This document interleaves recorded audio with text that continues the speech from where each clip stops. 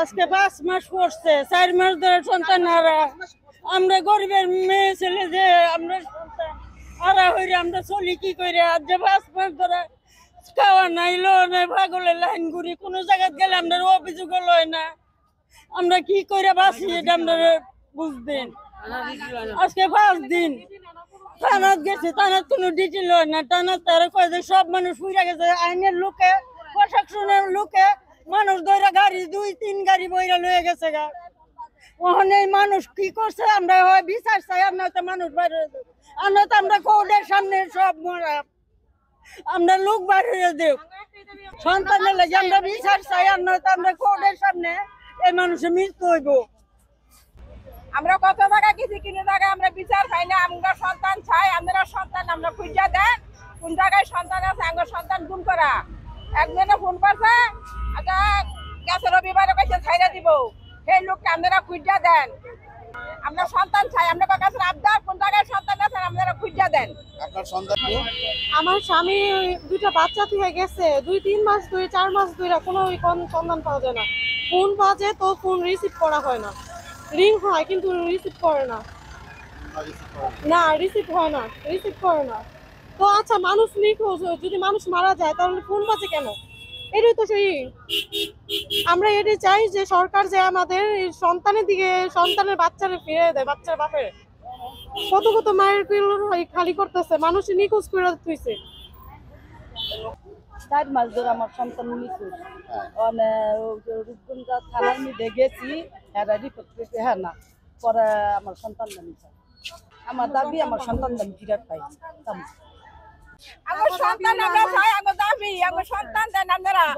আমরা জায়গায় 4 মাস ধরে লোক কোন জায়গায় গুম করছে আমরা কিন্তু খুঁজে পাইতাছি না, কিন্তু জায়গার মধ্যে বিচার পাই না, থানায় দিতে লয় না, কখনো ফোন বাদে ফোন যায় কিন্তু রিসিভ করে কথা বলে না।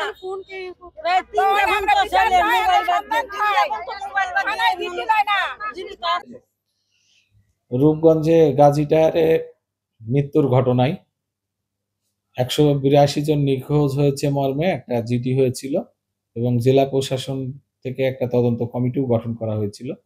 সে ব্যাপারে আমাদের তদন্ত চলছে এবং তাদের আত্মীয় স্বজনদের সঙ্গে কথা বলা হয়েছে। সর্বশেষ কিছু কাজ বাকি রয়েছে, এরপরেই আমরা বিস্তারিত সব প্রতিবেদনটা জানাতে পারবো। ডিএনএ প্রতিবেদনটাও আমাদের প্রক্রিয়াধীন আছে, এ ব্যাপারেও যোগাযোগ চলছে। ডিএনএ প্রতিবেদন আসলেও আপনাদেরকে যথাসময়ে জানানো হবে। যে অগ্নিকাণ্ডের ঘটনা, এই ঘটনাটা আপনারা জানেন এটা অনেক আগেরই ঘটনা।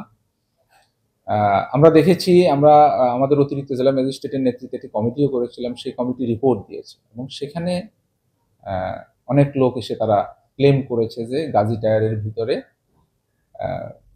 অনেকে আটকা পড়েছিল এবং তাদের কথা হলো তারা নিখোঁজ রয়েছে। তো আমরা যেটা দেখেছি, আমরা বুয়েটের একটা বিশেষজ্ঞ টিম আমরা এখানে তাদেরকে